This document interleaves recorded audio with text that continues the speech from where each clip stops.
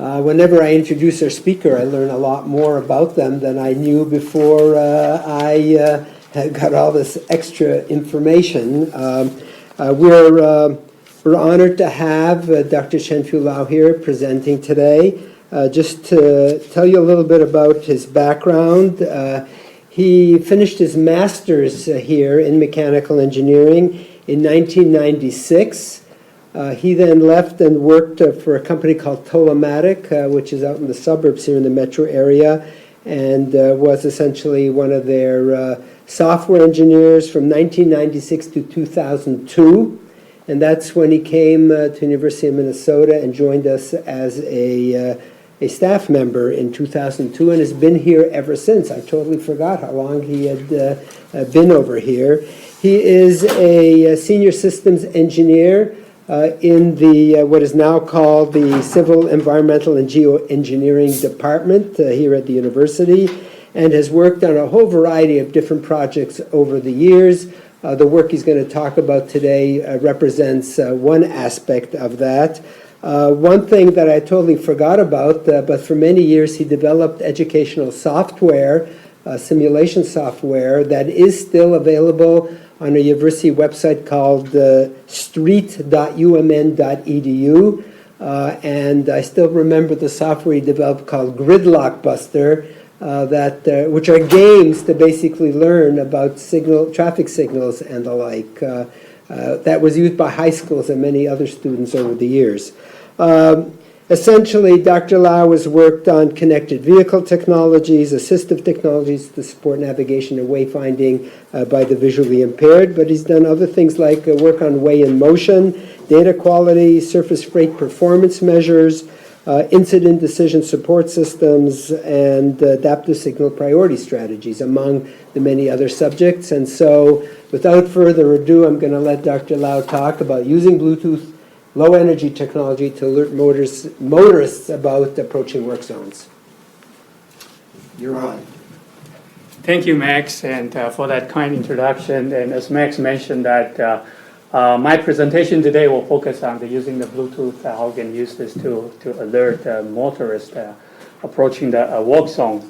So this is my outline here. I will spend some time talk about some background about work zone safety, and also briefly about the Bluetooth technology. As you already know, that Bluetooth technology has been used in a wide variety of different applications, commercially and in the industry as well. And then I will focus on the objective and our approach of providing in-vehicle messages for the motorists approaching the work zone. And then mostly I'll probably share on the experiment, our experiment design and the results that we have. And then I'll conclude with a few of the benefits and impact of the system, future work, and then we'll open up for some discussion.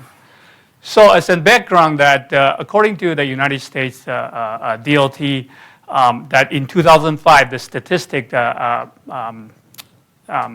estimated that there's over, almost 100,000 people, 100,000 crashes in the work zones. And in the past, the prior couple years, there's a big increase. And from 2014, there's almost 8% of increase.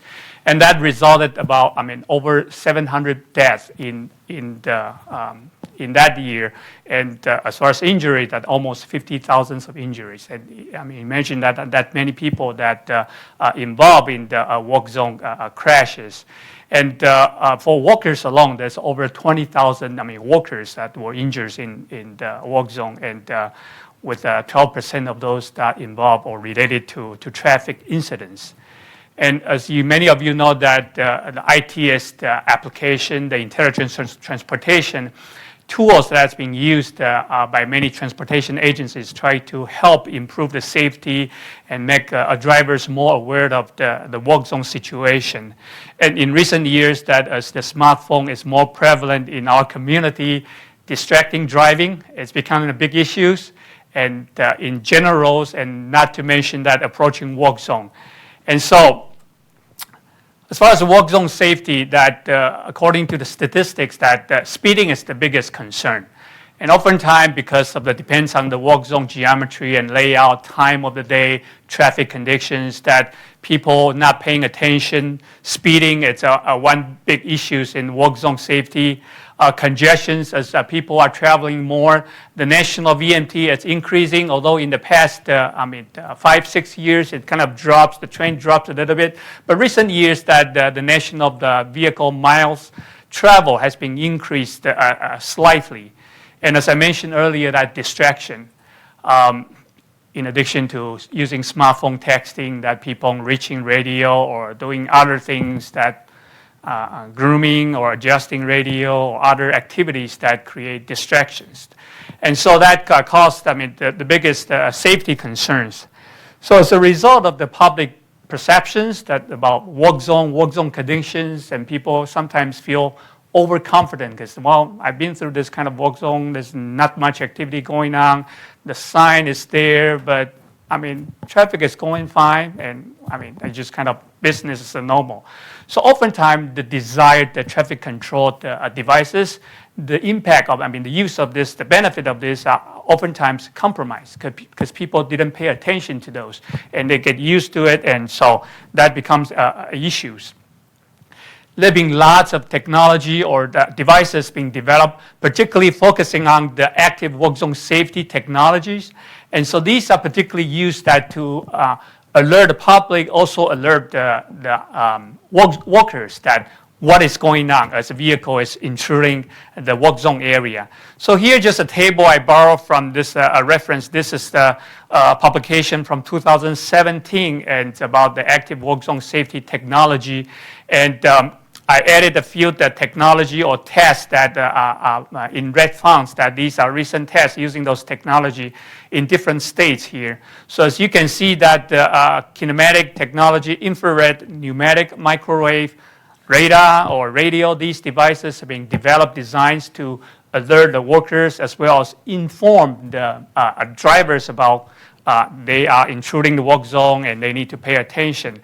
And many of these that provide audio feedback basically create a sound feedback to the workers. But oftentimes in a walk zone environment, it's kind of noisy in the walk zone environment, and trucks entering, leaving, and traffics, and visual alerts. Some of those provide flashing lights to alert the motorists that they are about to enter a walk zone or intruding the walk zone, that they need to pay attention. A vibration. Some of those devices that they allows the workers to receive vibration alerts, so they know that somebody entered that or something going on. They need to get out of the way right away. So I just quickly mentioned about two devices. Seems like these two has been tested in multiple states, and one of those is called the Sonoblaster. So basically, it's a big sound blaster attached to the traffic barrel, as you see from the picture here. And it's impact activated. So whenever somebody knock down the barrel, and that it will activate the sound and generate about 125 decibel sound to alert both the motorist. Hopefully the motorist is not on the loud radio inside the vehicle, and also the sound to alert the workers that they need to get out of the way, assuming that there's sufficient time and distance for them to react. And another system, it's called Aware. And basically, it's using a radar and sensors to detect a particular region and see if this vehicle intruding that zone, and that it will trigger a sound, and also wirelessly sends out the signal to worker's helmet. As you see that on that picture, that the helmet, there's a little devices attached to the helmet. So as the workers that receive that information, that device will vibrate and create some alert to the workers. So these type of devices basically focusing on the workers, that what they need to do, but basically get out of the way, because when you hear the sound and you hear feel the vibration, there's no time to look around and see what is going on, then get out of the way. Oftentimes, you just need to get out of the way, but which way? Well, hopefully you're getting out of the right way. I don't know, but it's basically this, alerting system. So our approach here is slightly different from these devices. Our approach here is that a lot of times as traveler motorists, approaching the walk zone, as I mentioned previously, they are not paying attention or they got distracted. So the focus here is that how can we alert the drivers about what is going on as they are approaching the walk zone. And previously, as I mentioned, that people that they kind of get used to the sign, get used to the walk zone layout activity, or they may be commuting on the route every day. They are familiar with the walk zone layout. But who knows that the next day they change the layout, switch to a different opposite lane, and that's what things happen. So the focus is that how can we provide the in-vehicle message to the drivers, but at the same time, that how can we successfully and reliably provide those information to the drivers as they are inside the vehicle. And what we like to do is using the wireless technology. As you know, that the cell phone and Wi-Fi and Bluetooth technology is widely available at pretty much everybody's fingertip. And there's another initiative, many of you may probably already know, the Connected Vehicle Program. It's a US DOT program that ensures the connectivity and improves safety of vehicles on our roadway system. And DSRC, it's a short-range communication radio that allows the vehicle-to-vehicle communicate, and also allows the vehicle and the infrastructure to communicate, exchange the information, and knowing that what is going on in advance. And ideally, DSRC will be a good opportunity candidate for using this type of application, alerting drivers about a roadway situation, hazard, and things like that. But at current time, DSRC is not widely available. It's not widely implemented yet, and it's expensive. What are the alternatives? And so that's why we look into that, the cost-effective Bluetooth technology, and providing that information on a smartphone to provide those information to the users. So quickly about the Bluetooth, and there's been a big advancement in the Bluetooth technology in the past few years. Previously, that we used the earlier version, that is before Bluetooth 4, that is basically an extended data rate as a classic Bluetooth devices that many of us that use for wireless headsets, keyboards, and file transfer, or speakers, things like that. But starting in 5 years ago, that Bluetooth low energy, it provides a much widely application. It's a low power consumption. It's not as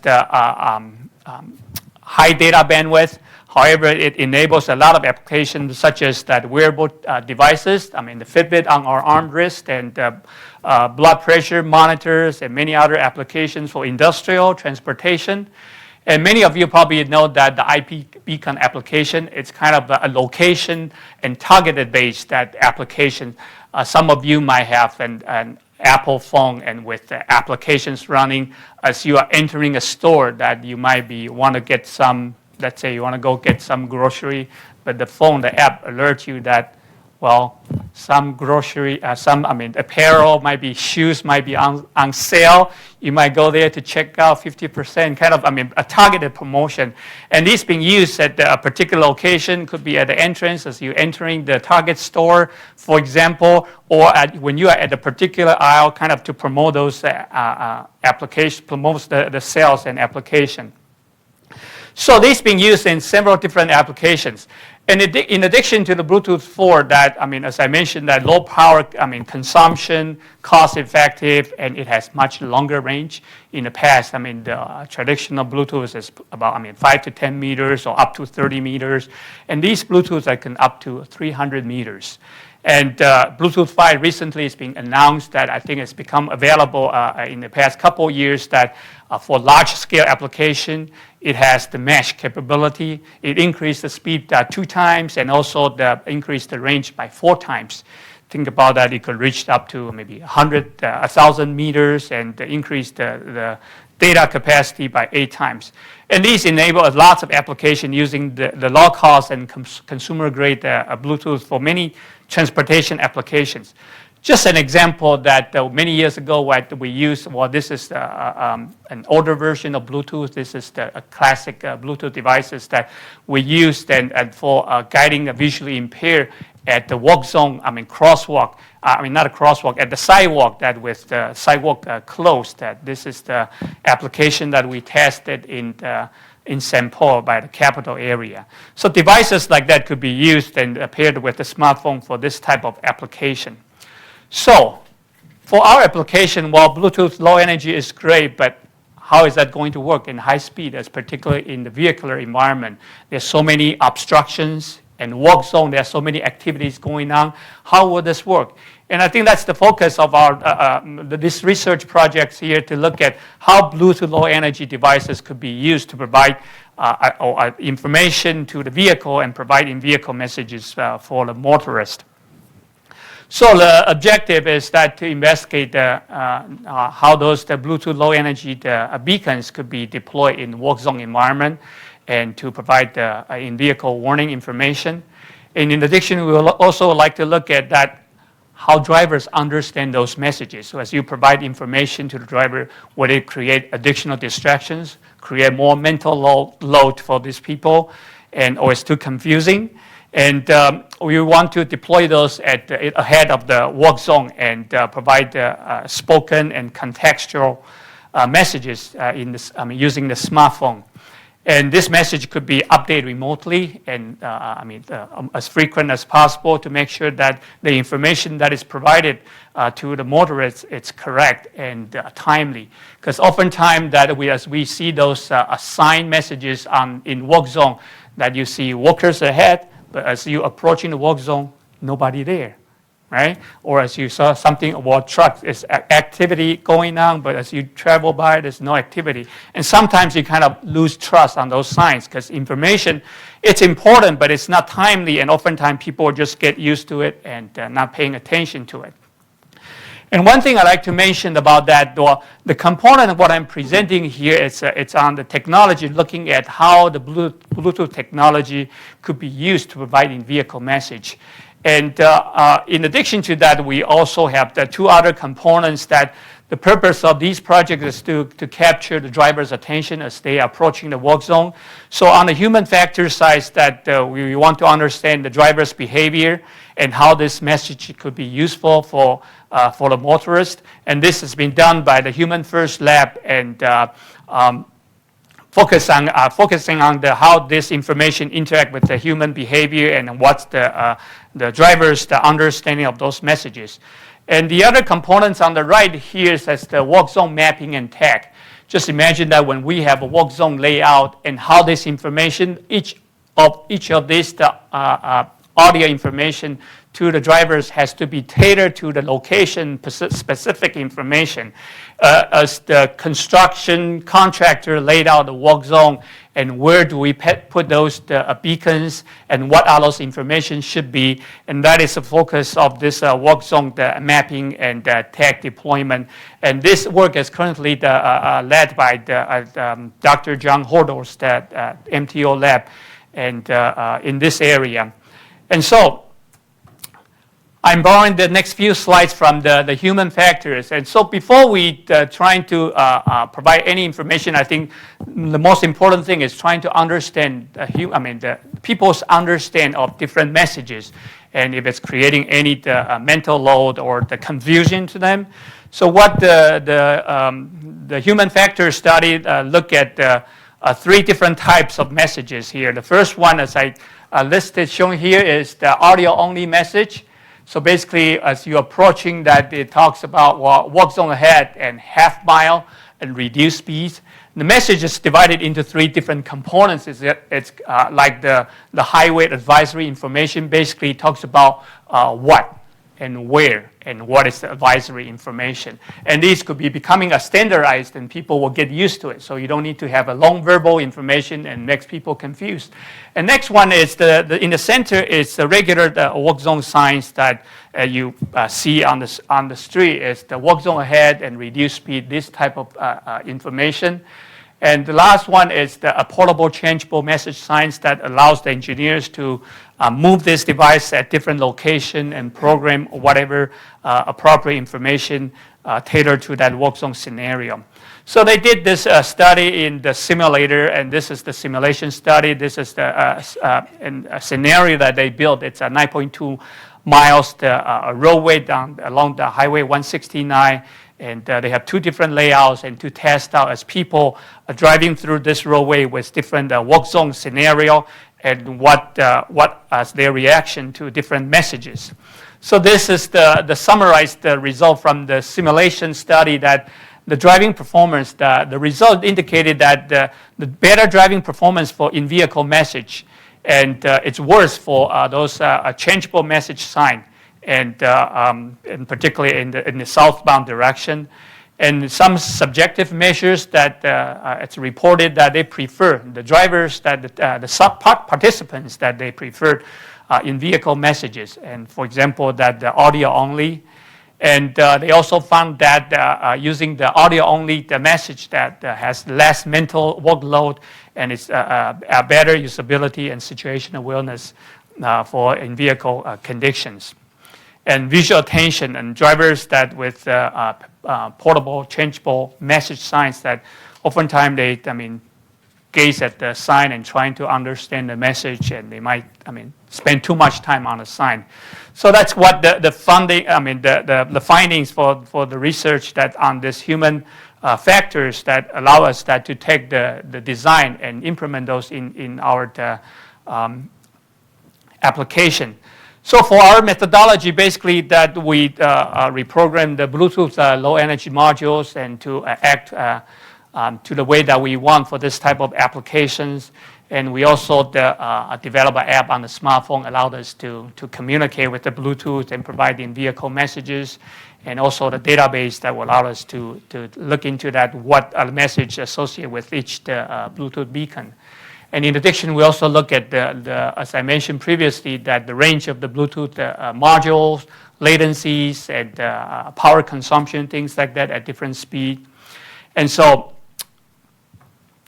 this is kind of the overall system, the architect. It's a pretty simple and straightforward, assuming that this a smartphone that located in the vehicle, and beacons were placed around the work zone, and that the beacon has initially that it will be programmed to whatever messages, and we're using the Geo-Fence and also the automatic Bluetooth scanning to detect the beacons and provide the audio message to the drivers as they are approaching the work zone. So we tested two different Bluetooth modules, and these modules are different from the Bluetooth that you particularly that find in the commercial application. These are much longer range. These could reach up to, the spec says they could reach up to 450 meters. And in our test, that it can easily reach up to 300 meters in the different speed, the high speed scenario. So anyway, we test different modules, and we program it and place it in the work zone to test the performance of this. And as far as the software development, as I kind of mentioned previously, that we operate the Bluetooth in discovery mode. And many of you may know that, for data exchange, a Bluetooth could operate it. You have to pair it up, which takes a lot of time to pair it up. For this type of application, we are not pairing the Bluetooth at all. Basically, we are operating in discovery mode.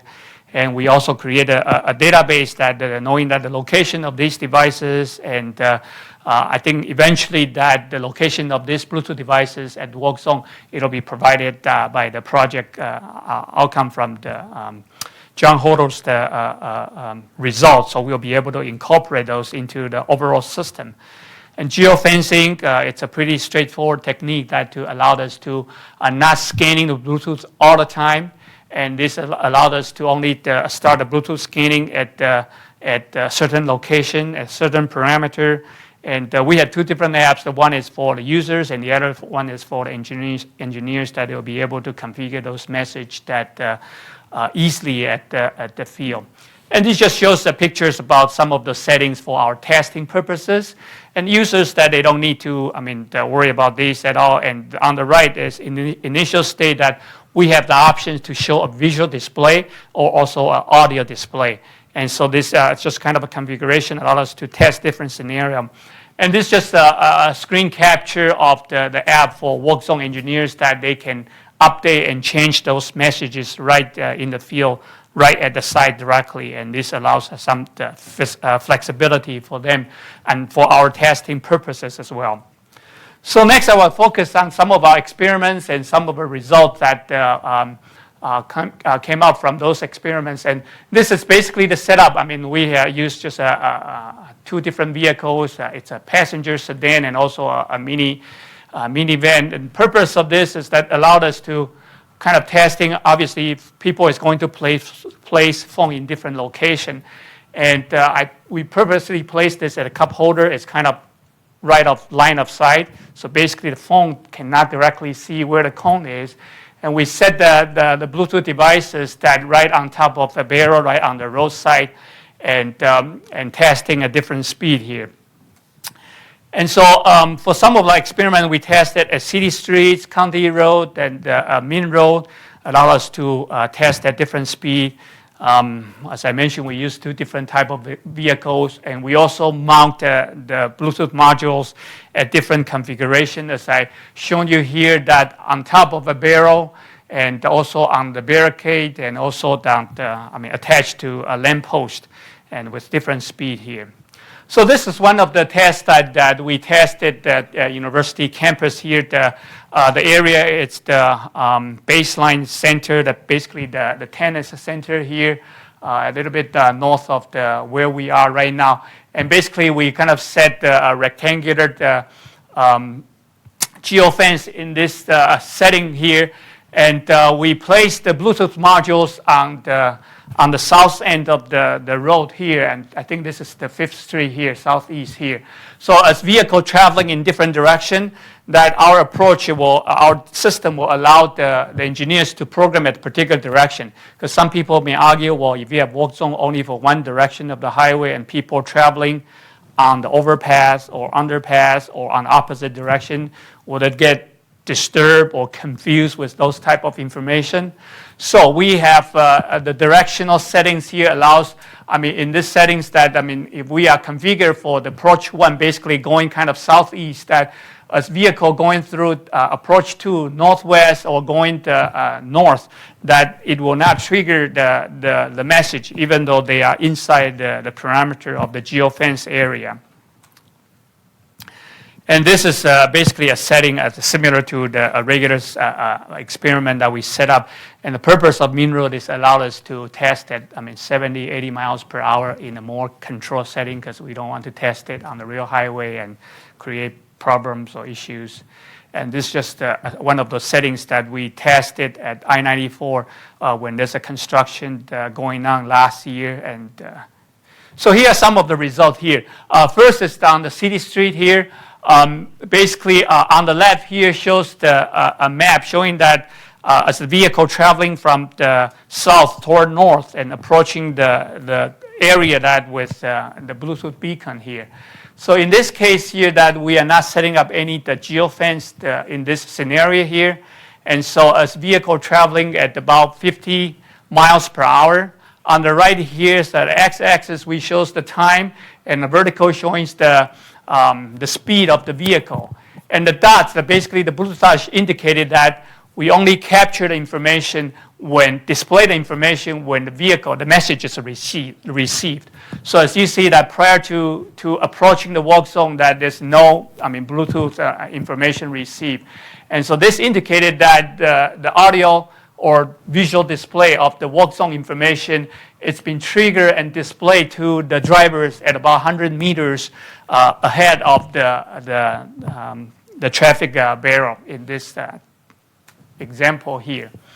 And this just shows a similar experiment. However, that in this case here, that we set up a Geo-Fence area here. So the Bluetooth scanning is not going to be triggered by the driver. Obviously, it's not going to be, because in our testing, we could trigger that manually. But in the general, in the real world, that it has to be running all the time in the background by itself without human intervention. And so basically this is that we set up parameter, and that the application is running in the background as a service on your phone.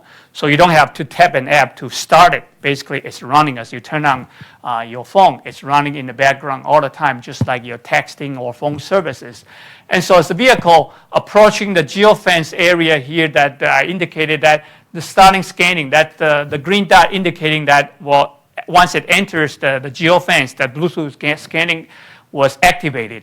And in this case here, it's about 240 meters away that the message was display as it detect the Bluetooth and provide information about whatever the work zone or the messages associated with that Bluetooth beacon. So here I have a homemade brief videos that about basically somebody is riding behind on the passenger behind me, and then basically capture this audio here, a video here. So I don't know, it may be kind of bright here. Let's see here. Okay.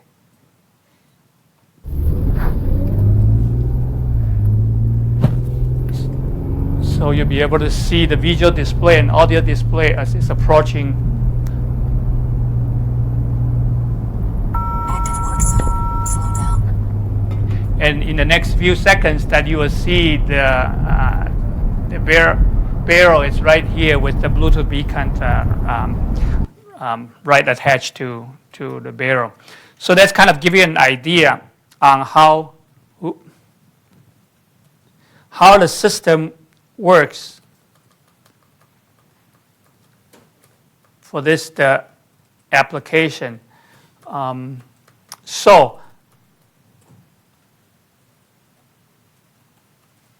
Okay. So in addition to that we also did a testing. Again, this is a similar setup and just different roadway. We tested up to 70 miles per hour in this example here. And in this case, it shows that about 125 meters away that the smartphone was able to pick up the message and display the in-vehicle message to the drivers. So in addition to that, we took advantage of there's a walk zone. I think this was that maybe 2 summers ago, that on I-35E, the northbound, that there's a major constructions going on there. So we deployed this for a couple weeks with the system from the Minda engineers, that basically we attached this to a radar fixture here, and we left it there for a couple weeks and testing with our app and using our own vehicles and at this location. And so the result shows here on the left, basically, that it's the whole area. It's a pretty big work zone area here. And this is I-35E northbound, right north of the 494 and I-35E interchange here. And so basically that we just place a Geo-Fence in there, and as vehicle is approaching that particular area, and scanning was activated and initiate that detection and provide the message here. Again, this chart shows that at the 50 miles per hour, that the vehicle was able to receive the in-vehicle messages from the Bluetooth beacons at about 160 meters away from the Bluetooth beacon where it was placed.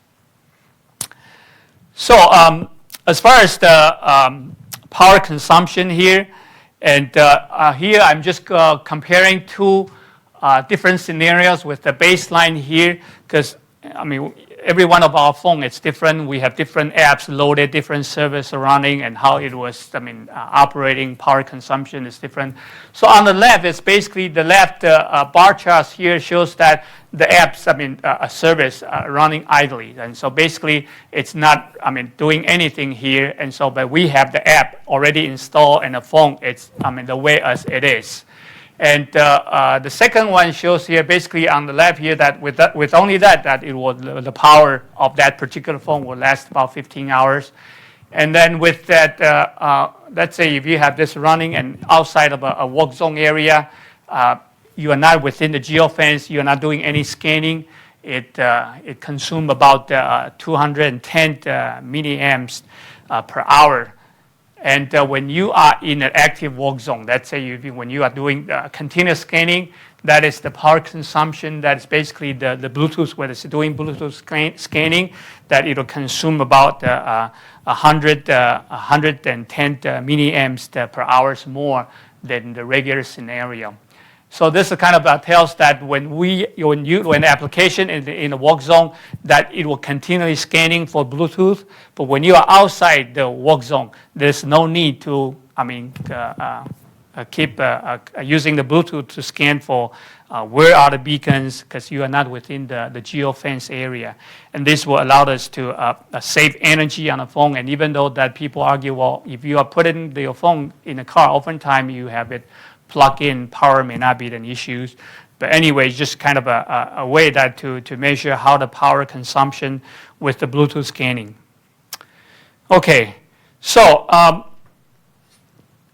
we have this K11 News reported on this project last year, and this is the videos that they put up, and using this app for alerting the work zone in this application. And the link is at the bottom here, and it's about three and a half minutes. So basically, Well, what if we told you there was a way to fight distracted driving using what can be a major distraction while driving? Sound confusing? It's actually an idea developed at the University of Minnesota in partnership with MnDOT. And as part of our continuing Eyes Up campaign, Kara Levin's Cantor shows us how it works.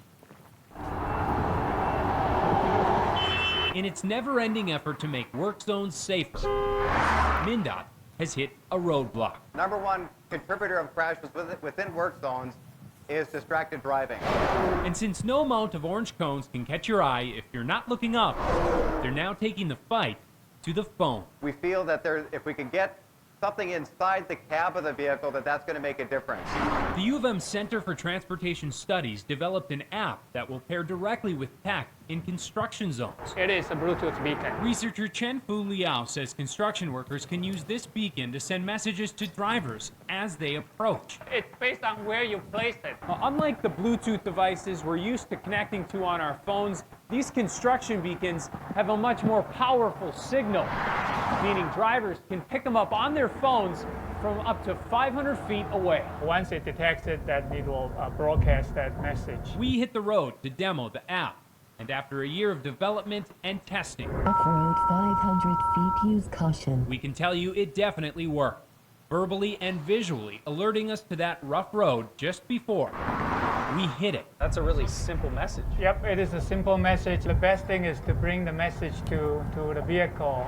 But if you believe a phone app sounds like the worst way to try to eliminate phone distractions, it's okay to be skeptical. Right. Yeah, absolutely. Nicole Morris studies driver distraction and tested the app inside of the U of M's Human First Lab. Work zone ahead. Half mile. Reduce speed. Her team tracked and analyzed the eye movements and responses of 100 different drivers as they navigated several simulated construction zones. Use left lane. We compared the message coming through the smartphone to a portable changeable message sign. Those portable signs have become a common sight along many roads. Use caution. But after road tests in here, researchers are looking at them differently. They spent much more time looking at that sign away from the road than they did to the smartphone. Debris ahead. Half mile. Use caution. And they remembered it much better if they received it on the phone compared to reading it on the sign, which is really critical. So this app was less distracting than a sign? Right, absolutely. It was less visually distracting, and we saw it had less mental workload on the drivers. And for drivers who try to multitask, the technology is even more beneficial. It is designed to interrupt whatever your current activity is. So if you're not paying attention and you're on your phone, it'll interrupt you. Yes, exactly. You might call it a distractions, but MnDOT calls it promise. If we can get key messages inside the vehicle to get people to pay a little bit more attention, that can only help.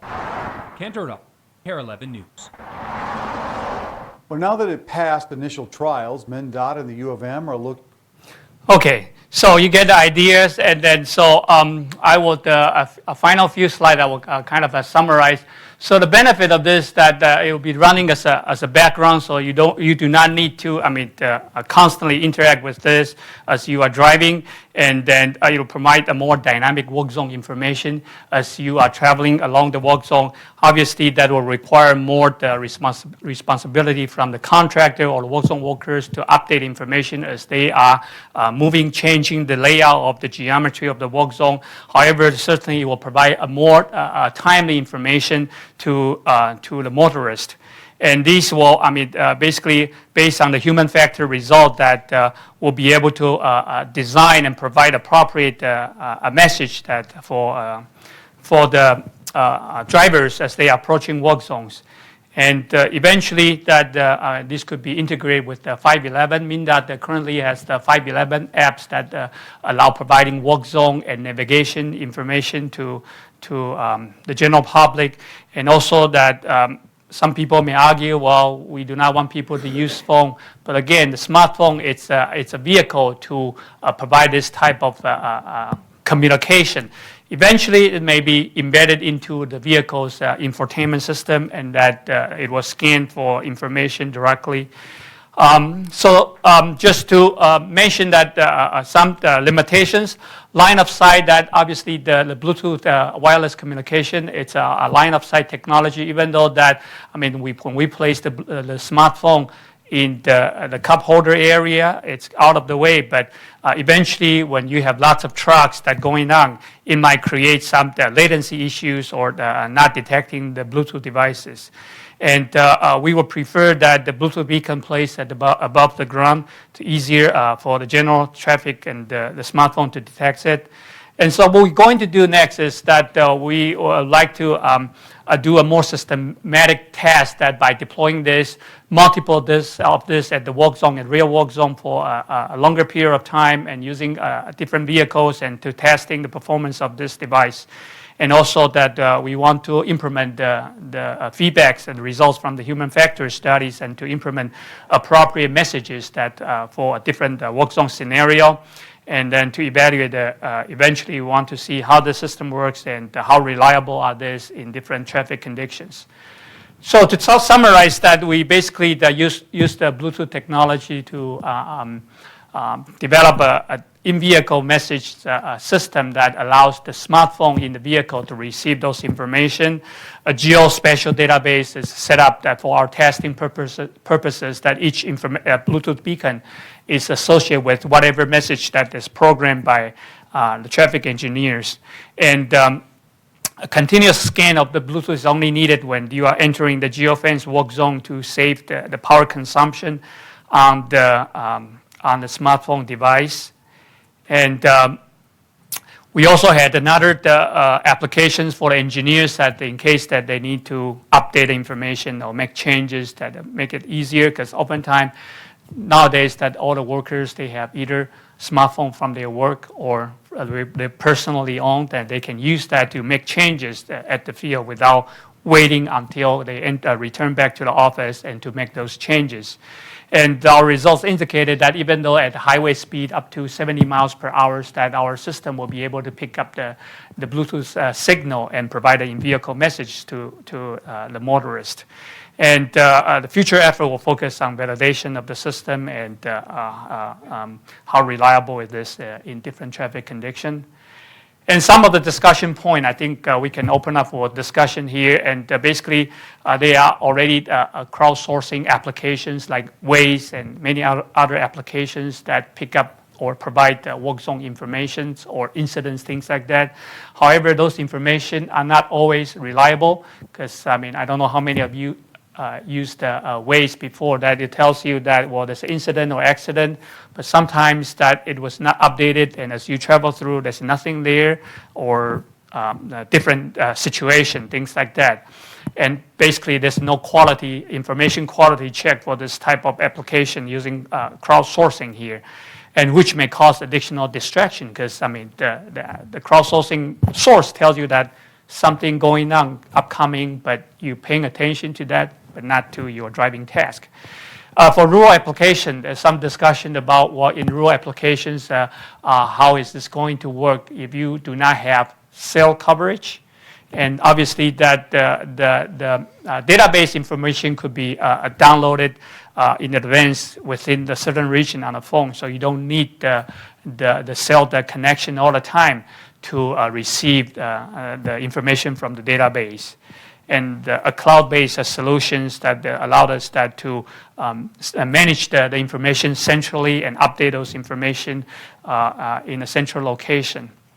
Geofencing versus a beacon, there's also discussion about, well, why do you need a beacon? Why can't you just use geofence here?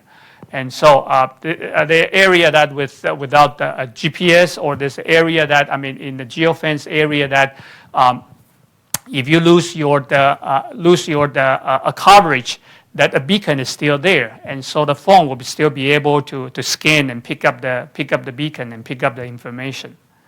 So anyway, with that, I think I will conclude then. But I'd like to acknowledge that the support from the Minnesota DLT, and particularly Ken Johnson and his staff members, and Minroad, Jack Herndon, and also the Minda engineers that allowing us to doing some experiment in the real work zone environment, and also students that working previously on this project, Sandeep, who's already graduated, now working, I think is working in the industry right now. And I also want to mention that Human First and Minnesota Traffic Observatory and Roadway Safety and Center for Transportation Study for supporting this work.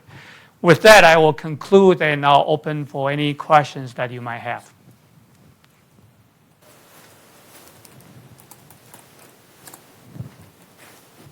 Well, the person that has the least knowledge about anything would ask a question. What percentage of the cars have a Bluetooth in them that they could use this service? So in our approach here that we use the smartphone. So basically it's using the Bluetooth on the smartphone devices. But nowadays, modern cars that it all has the Bluetooth capability. Remember that as you enter a vehicle that you can pair your Bluetooth devices with your car's the audio system. Basically you can play the sounds, music from the audio system in vehicle. And also when it's paired, when you receive incoming call or making calls, it's hands-free. You don't need to worry about the phone. So all the modern cars that it has the Bluetooth capability. However, it may not have all those functions that we have, and that's why we use the smartphone that allowed us to do all kinds of testing without dealing with the car, the electronic and the software inside the vehicle. But eventually it could be all integrated together. It's a fantastic idea. But so right now, I'm wondering if it's good for right now or in the future. And so that's why I asked, right now, what percentage of the cars would pick up the Bluetooth information, which then assumes that some idiots don't have smartphones. Yeah. Not me, though, of course. Yeah. So, I don't know. I don't have a good number, but I can see, I don't know. My oldest vehicle, it's about 60 years old. And so typically, the turnover of the vehicle in the States at least 10 years. So I just kind of roughly guesstimate, I would say probably, 60% of the vehicles has the Bluetooth capability. And I can imagine that even though the basic model of the vehicle, the audio system, I think it still has, the Bluetooth technology. So I don't know. I don't have a good number, but I think that's just a guesstimate, maybe around 50-60% of the vehicle. And there are a lot of grandpa antique vehicles that without any, maybe the radio is still, a dial that, Yeah. so. Well, it's a good idea. Thank you.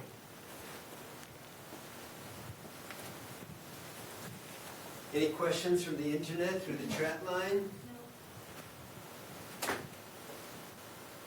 What will be the impact of 5G that's coming along? Cellular service, there's a big commotion going on right now as we speak. The concern about who will be in the driver's seat with the development of 5G. Qualcomm is pushing in one direction, Broadcom in another direction. Broadcom wants to buy Qualcomm, Mm-hmm. concern about Chinese smartphones versus American smartphone technology, and who's going to be taking over. Sure. Any comment? Well, as I mentioned earlier about the DSRC, and you know that the private industry or the phone industry, they want to purchase the bandwidth from the dedicated short-range communication, the DSRC bandwidth. So with the 5G and recently there's a development with the LTE that allows peer-to-peer communication. So with the smartphone here, that currently when you want to communicate with someone, it has to go through a cell tower, and then to that, a party on the other side. But with that, the technology that will allows peer-to-peer communication, even though, right now, if I want to make a phone call to you, it'll go through the cell tower then back to you. But with the 5G and the peer-to-peer capability, that will allows phone-to-phone communication immediately.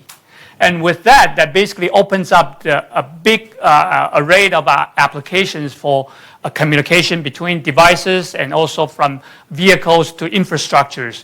And that's the DSRC, the connected vehicle ideas, that allows vehicle to vehicle communicate directly or vehicle to infrastructure. So with 5G, I can see that it's going to be faster, much wider bandwidth. It even provides more opportunity for developing safety applications like this.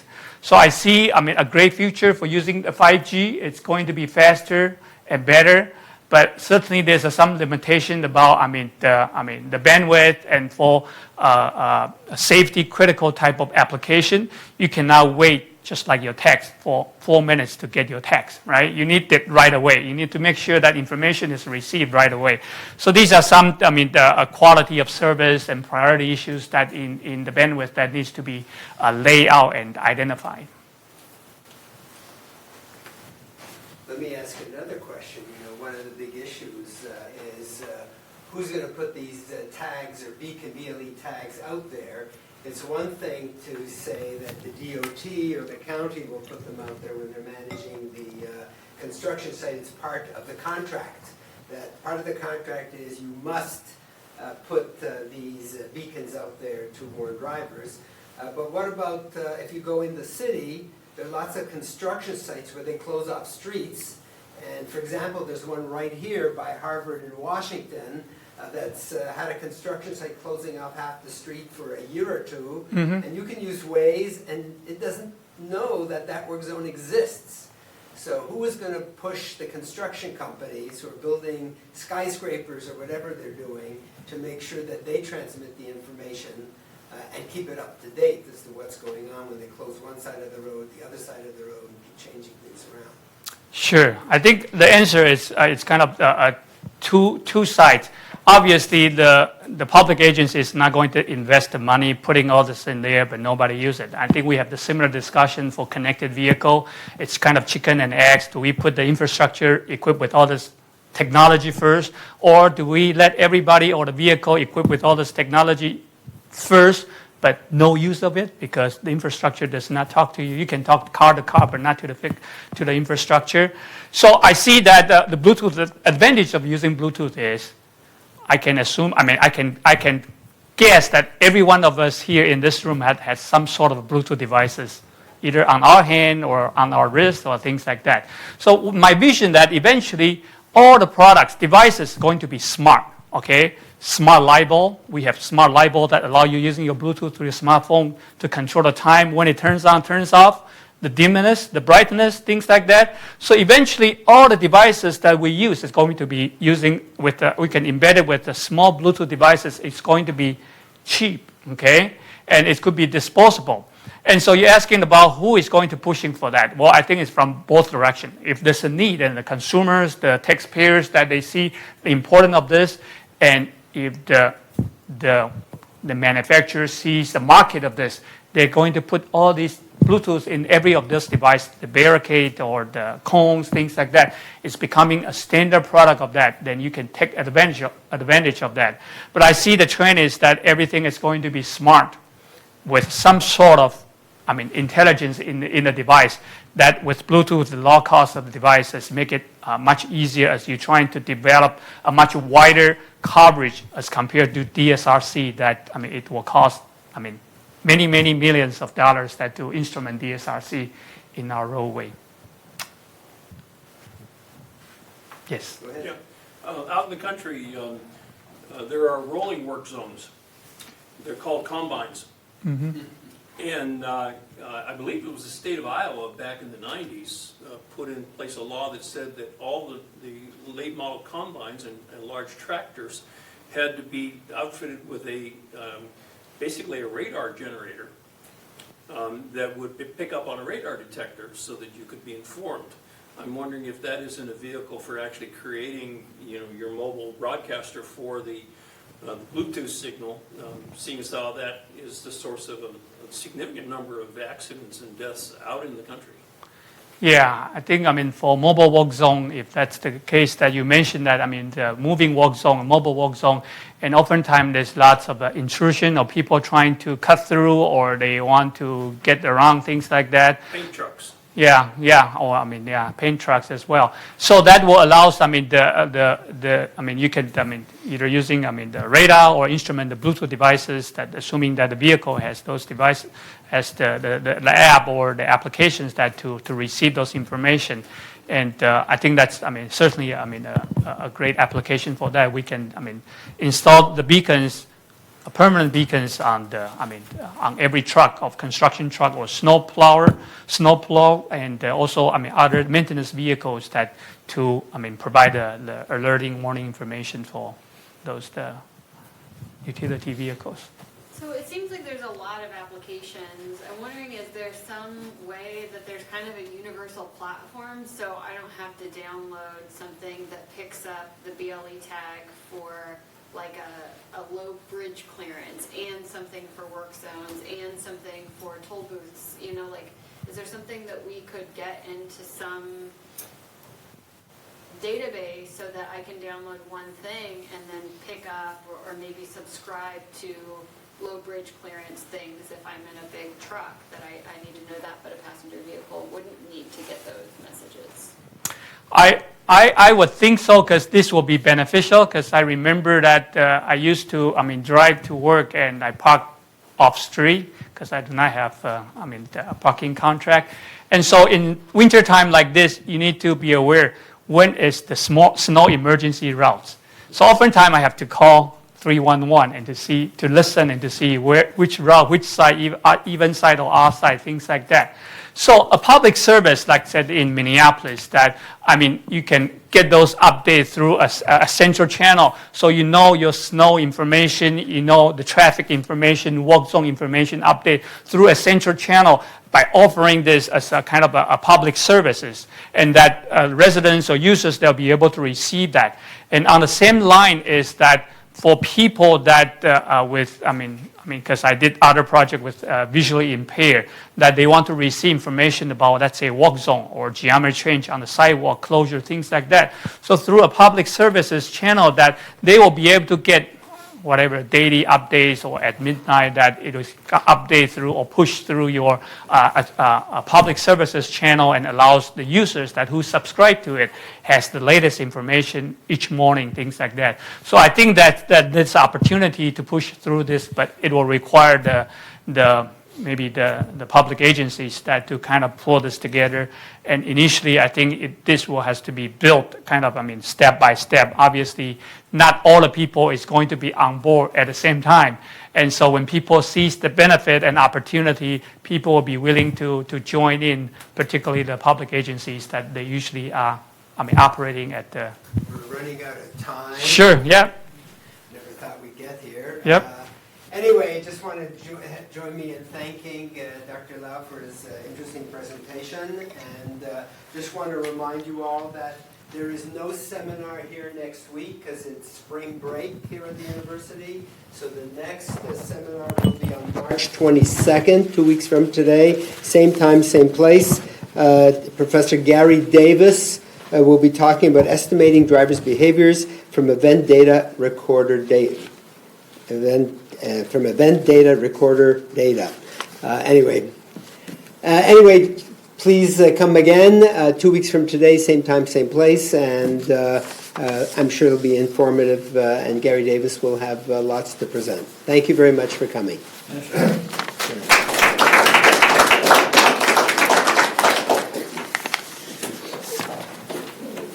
Is the think about. Yes. Thank you.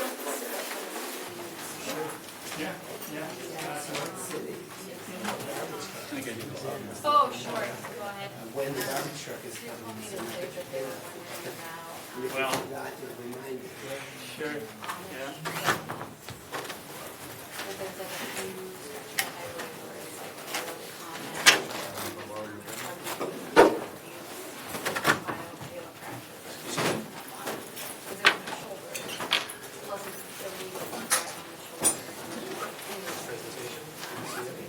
Yeah, no problem.